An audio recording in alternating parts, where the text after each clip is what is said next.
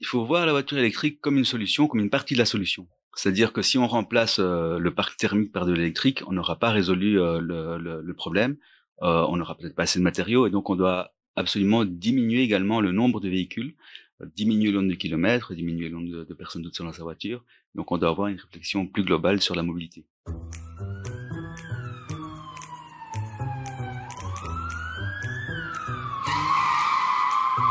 Bienvenue dans Éco-Conso et vous, le podcast qui met des idées vertes dans vos oreilles et dans votre quotidien. Cette saison, on fait la lumière sur des affaires ambiguës.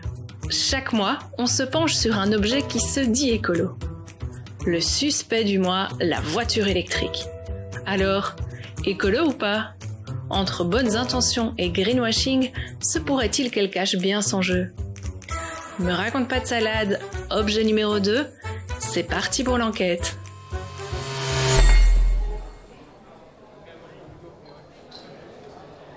Dis, la voiture électrique, t'en penses quoi ? Pas de pot d'échappement, silence quand elle roule. Faut juste avoir les moyens de se la payer, non ? Ouais. J'ai quand même l'impression que c'est trop beau pour être vrai, cette histoire. Et tu sais bien que quand ça a l'air trop vert, moi, ça me donne envie de creuser. C'est vrai qu'il y a eu des plaintes. J'ai même entendu des témoins parler de greenwashing. Allez, passe-moi les clés du combi, je file voir un connaisseur. Attendez, inspectrice, il est où votre connaisseur ? Bah, dans le quartier à l'arrière de la gare ? Vous ne prendriez pas plutôt un des vélos de service ?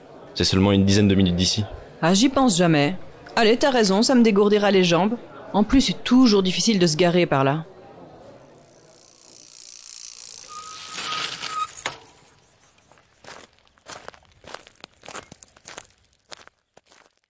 Bonjour jeunesse, merci de me recevoir. Pouvez-vous me rappeler votre fonction ? Bonjour, je suis conseiller énergie chez Éco-Conso. Ah, vous êtes bien placé pour me répondre alors. J'enquête sur la voiture électrique. Est-ce qu'elle est écologique ? Alors par essence, aucune voiture n'est écologique. Ce sont des objets qui pèsent des tonnes, il faut des tonnes de matériaux, de l'énergie, et donc c'est jamais écologique.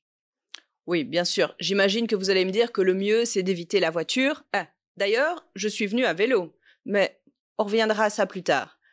Bon, alors est-ce qu'au moins on peut dire que la voiture électrique est un véhicule propre ? Non, on peut pas dire ça non plus. Même s'il n'y a pas de pot d'échappement et pas d'émissions de CO2 à l'utilisation, il faut tenir compte de l'ensemble du cycle de vie. C'est-à-dire ? C'est-à-dire qu'on doit tenir compte de la fabrication, de l'utilisation évidemment, et du recyclage. Et donc on doit vraiment évaluer tous les impacts de cet objet. Du coup, le problème ici se situe plutôt à la fabrication, si je comprends bien. Oui, en effet, si on fait le bilan carbone d'une voiture électrique, on voit que pour la fabriquer, il faut 2 fois plus de CO2 que pour une voiture thermique. Donc la voiture électrique entraîne plus d'impact quand on la produit, mais la voiture thermique, elle, qu'elle soit essence ou diesel, elle a plus d'impact quand on l'utilise. C'est bien ça ? C'est exactement ça. Alors, qui gagne au final ? Au niveau CO2, l'électrique gagne haut la main. C'est-à-dire que, en fait, elle se rattrape sur les faibles émissions à l'utilisation. Si on prend une voiture moyenne, on va dire qu'on garde 15 ans, la voiture thermique va émettre 50 tonnes de CO2, la voiture électrique, c'est plutôt 20 tonnes. Donc on est à 2 fois en dessous des émissions. Ah oui, elle se rattrape vraiment complètement à l'utilisation, en fait. Oui, c'est ça, et quand on fait les calculs, on se rend compte qu'en gros, après 50 000 km, la voiture électrique devient plus intéressante au niveau CO2 que la voiture thermique. Oh bah, c'est tout bon ça, côté gaz à effet de serre. Oui, et c'est important par rapport au changement climatique, évidemment. Ok, ça me semble clair. Le bilan carbone de la voiture électrique, lui, est plutôt favorable, mais j'entends bien qu'elle n'est pas écologique pour autant. Le point noir, c'est donc la production. Mais c'est quoi exactement le problème ? Il me semble qu'on pointe souvent du doigt un coupable, la batterie. Oui, en fait, quand on regarde le bilan carbone de la fabrication, on se rend compte que la batterie, c'est la moitié du bilan de carbone. Ou dit autrement, la batterie double l'impact de la fabrication de la voiture. Une batterie, ça peut être 6 tonnes de CO2, et la fabrication du reste de la voiture, c'est aussi 6 tonnes. Ok, et qu'est-ce qu'il y a dans ces batteries pour que ça pose autant de problèmes ? Alors c'est une question de métaux. On va trouver du lithium, du cobalt, mais aussi du nickel, on va trouver de l'aluminium, du cuivre. Et tous ces métaux, on doit aller les chercher dans des mines, qui sont des activités extrêmement polluantes et qui vont consommer énormément d'énergie. En fait, on se rend pas compte, mais on doit broyer des roches pour extraire les métaux. On doit chauffer pour pouvoir les séparer. On doit utiliser des produits chimiques et ça va faire d'énormes pollutions là où sont extraits ces matières. Et donc, ça a des impacts sur la population, sur la biodiversité qui sont vraiment énormes. Ah ça casse bien l'image propre que peut avoir la voiture électrique. En fait, les impacts là que vous me décrivez en matière d'utilisation de ressources, de biodiversité, de toxicité même, ils sont juste moins visibles parce qu'ils sont délocalisés dans les pays de production. C'est exactement ça. Bon, en même temps, les voitures thermiques, elles sont pas faites en carton, hein, ça doit pas être tout rose non plus. Oui, évidemment. Donc, il faut aussi des matériaux pour les fabriquer, et l'impact n'est pas négligeable. Et il faut aussi extraire du pétrole pour les faire rouler, et c'est loin d'être une industrie propre. Alors par rapport à tout ça, comment choisir sa voiture électrique? Est-ce qu'il y a des critères qui peuvent quand même alléger son impact environnemental? Oui, et c'est comme n'importe quelle voiture. Ce qui va vraiment compter, c'est la taille de la voiture. Donc, on va prendre une voiture adaptée à ses besoins et pas démesurément grande. Une petite citadine, par exemple? Oui, par exemple, et en plus, c'est plus économique à l'achat. On voit le poids d'une petite citadine, on est à 1,2 tonne, alors qu'avec un gros SUV, on peut monter à 2,4 tonnes, on passe du simple au double. Et au niveau de la batterie, est-ce qu'il y a des choses qu'on peut regarder? Alors, l'essentiel, ça va être de choisir une batterie d'une taille raisonnable. L'ADEME recommande de se limiter à 60 kWh pour la batterie. Oui, d'accord, mais niveau autonomie, ça dit quoi? Parce que, bon, si c'est pour tomber en panne en chemin... Oui, alors avec 60 kWh, on peut facilement parcourir 300 km, ce qui couvre plus de 90% des trajets que l'on fait sur l'année. Oui, quand même, quand même. Mais du coup, comment ça se passe pour partir en vacances? Parce que, d'accord, 300 km, c'est bon pour aller travailler ou pour faire du tourisme local. Mais si on va dans le sud de la France, c'est quand même un petit peu limite, hein. Alors même là-dessus, il y a des solutions parce qu'on peut utiliser des chargeurs rapides sur les autoroutes qui sont très puissants, et en une demi-heure, on peut récupérer 200-300 km d'autonomie, ce qui en fait correspond à un arrêt classique sur une heure d'autoroute, hein, même avec une thermique. En 30 minutes, c'est un bon arrêt. Et ce qu'il faut voir aussi, c'est que quand on a des très gros véhicules, si par exemple on prend un gros SUV électrique, eh bien l'impact carbone est beaucoup plus important, et du coup il faut beaucoup plus longtemps pour l'amortir. Tantôt je parlais de 50 000 km pour une voiture moyenne. Si c'est un gros SUV, il faudra peut-être rouler 100 000 km avant de récupérer son impact carbone de fabrication. Ah oui, et pour une petite citadine, on est plutôt à combien de kilomètres? Là on peut être à 20 000. C'est effectivement une grosse fourchette. Pourtant, les SUV ont beaucoup de succès, il y a beaucoup de grosses voitures. Oui, ils ont de plus en plus de succès parce que les constructeurs font beaucoup de publicité dessus, et puis il y a les consommateurs qui adorent avoir, ils se sentent très protégés, ils se sentent très à l'aise avec des gros véhicules comme ça, mais qui sont complètement surdimensionnés. Et donc là, on doit faire attention à ça parce que c'est pas uniquement une question d'électrique ou pas, c'est une question déjà à la base de dimension des engins de déplacement. D'accord, d'accord. J'entends qu'une partie des impacts se joue dans le choix du véhicule, et surtout de sa batterie. Tout à fait. Maintenant, il y a aussi des batteries qui sont fabriquées en Europe, donc qui ont une empreinte carbone 2 fois plus faible que celles qui sont fabriquées en Chine. Donc au niveau industriel, il y a des choix qui permettent de diminuer encore l'impact des voitures électriques. On va aussi parler de la réutilisation des batteries, puisqu'en fait, une batterie de voiture électrique perd de sa capacité progressivement, mais ça prend des années, hein. Mais quand elle atteint 80% de capacité maximale, c'est-à-dire quand on ne sait plus la charger au-delà, eh bien, elle est plus assez performante pour une voiture, mais on peut l'utiliser pour stocker l'électricité, par exemple du photovoltaïque. Et donc, on peut prolonger sa durée de vie de ce côté-là. Et en fin de vie, on va absolument veiller à recycler les différents métaux, parce que là, ça va aussi permettre de diminuer très fortement l'impact global de la batterie. Intéressant ça. Bon, tout ça, c'est plutôt du côté industriel, des fabricants. Mais côté utilisateur, à l'usage, est-ce qu'il y a aussi des réflexes qu'on peut adopter? Oui, alors pour garder sa batterie plus longtemps, on déconseille les charges très rapides répétées. Donc là, si on le fait pour des longs trajets de temps en temps, il n'y a pas de problème. On conseille aussi d'éviter de descendre trop bas dans le niveau de la batterie. Mais en même temps, personne n'a envie de se retrouver en panne sèche, donc à ce moment-là, on fait plutôt attention. Et on n'a pas besoin de la recharger à 100% à chaque fois non plus. Et donc, c'est un peu comme un smartphone, on va garder la charge entre 20% et 90% de manière optimale. Ok. Et on essaye de charger la nuit, j'imagine.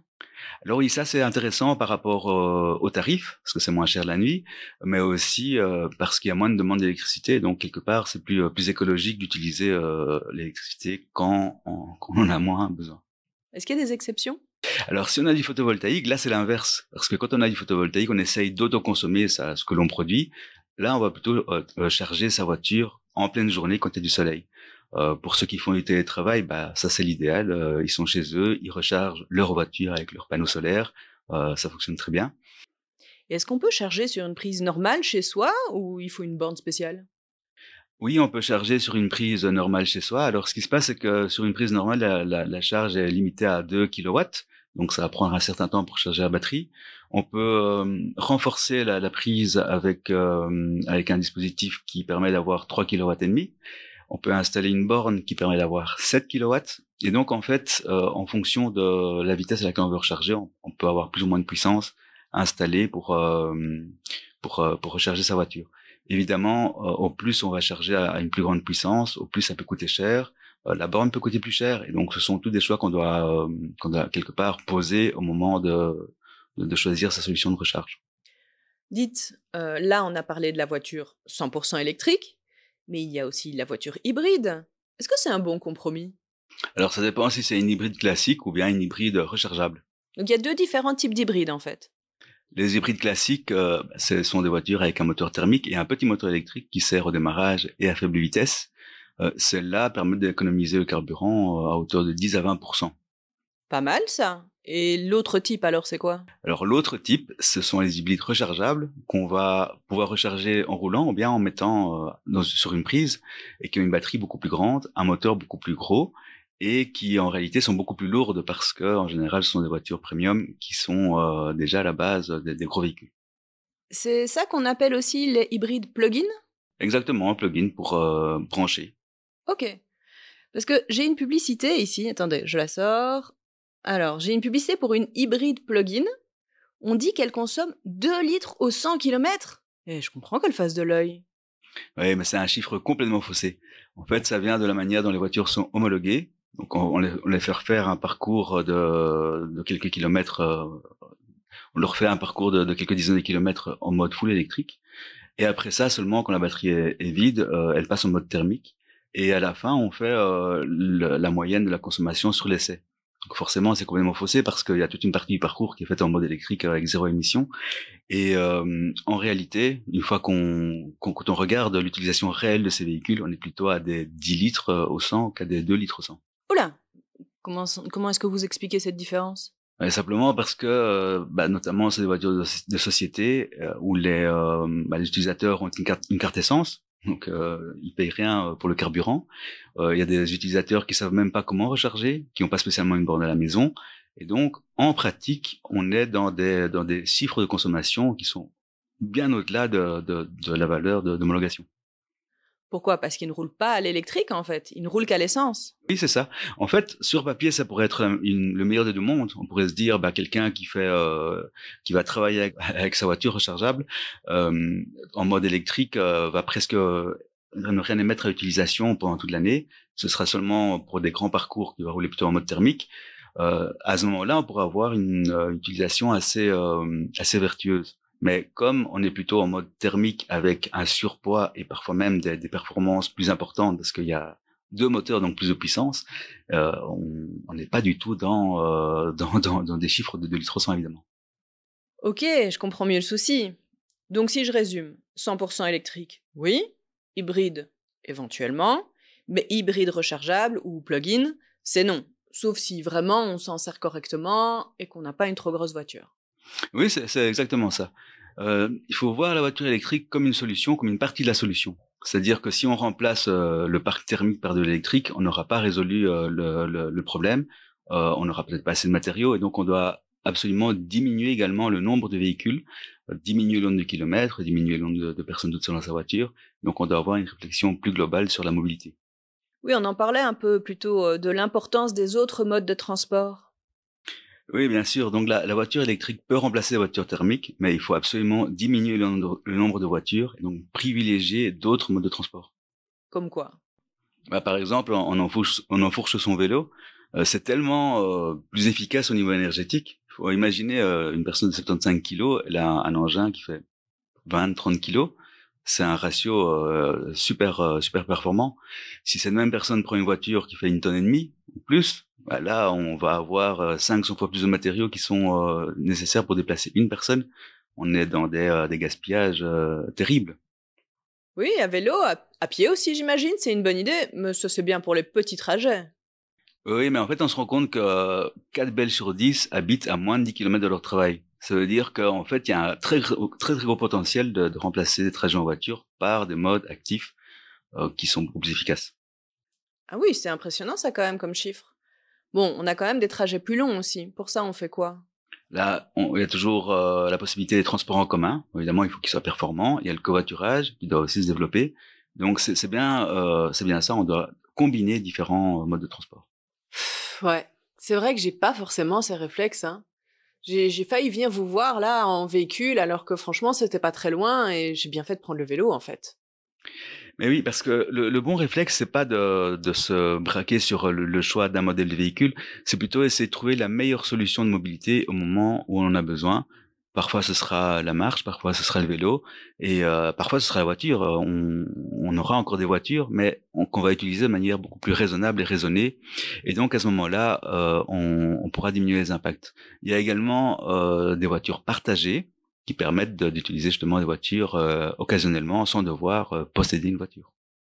Bon, mais quand même pour ces fois où on a besoin de la voiture, est-ce que vous avez des conseils pour moins consommer? Oui, et ça c'est très important parce qu'il n'y a pas que les performances du véhicule, il y a aussi le comportement du conducteur. Et on va vraiment conseiller d'appliquer l'éco-conduite. L'éco-conduite? C'est quoi ça? L'éco-conduite, c'est une conduite qui est basée sur l'anticipation, qui permet d'éviter les accélérations brusques, les freinages brusques, qui permet d'éviter de devoir rattraper 5 minutes parce qu'on est parti trop tard. Et on peut également rouler moins vite parce que au plus on roule vite, au plus on va consommer. Et donc, par exemple, 110 au lieu de 120 sur l'autoroute. Mais on perd du temps alors. C'est très peu en réalité. Sur un parcours de 100 km, on va perdre 3-4 minutes. Ah oui, c'est vrai que c'est un moindre mal. Très bien. Un grand merci Jonas pour votre temps. Avec plaisir. Allez, j'enfourche mon vélo pour retourner au poste. Alors chef, ça dit quoi? Écoute, je te résume la situation. La voiture électrique émet 3 fois moins de gaz à effet de serre que la voiture thermique. Ça c'est bien. En fait, sa fabrication est assez impactante, mais elle se rattrape vraiment sur la durée à l'utilisation. Surtout si en fait tu choisis une voiture pas trop grosse, avec une batterie adaptée. Attends, j'ai noté ça, la batterie... Ouais, 60 kWh maximum. En fait, ça donne déjà une assez bonne autonomie, j'étais surprise. Le problème, c'est que... c'est que ça reste une voiture, quoi. Elle demande beaucoup de ressources et elle remplace trop souvent d'autres moyens de transport, comme la marche, le vélo ou les transports en commun. En conclusion, pour vous, coupable ou pas? Écoute, j'ai bien du mal à le dire, en fait. Écologique, non, ça c'est certain. Mais elle a quand même sa place dans le panel des solutions pour émettre moins de CO2. On peut donc classer le dossier?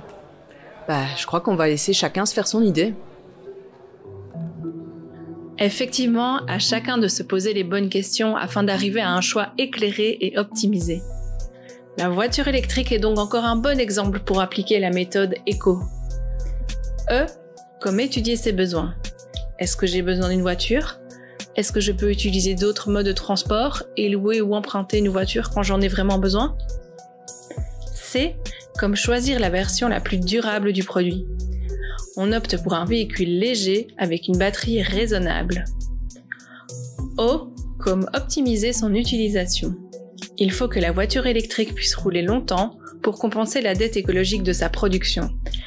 Alors, on chouchoute la batterie en la rechargeant toujours entre 20 et 80%, de préférence aux heures creuses, et on veille à n'utiliser les charges ultra rapides que de façon exceptionnelle. On pense également à pratiquer l'éco-conduite dont les bénéfices sont avérés.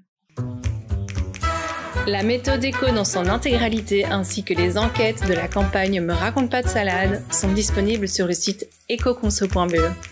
Vous y trouverez aussi le replay du webinaire que nous avons consacré à la voiture électrique. Suivez-nous aussi sur Facebook, Instagram et Twitter. On vous donne rendez-vous le mois prochain pour mettre un nouvel objet sur le grill. D'ici là, on compte sur vous pour mettre du vert dans votre quotidien.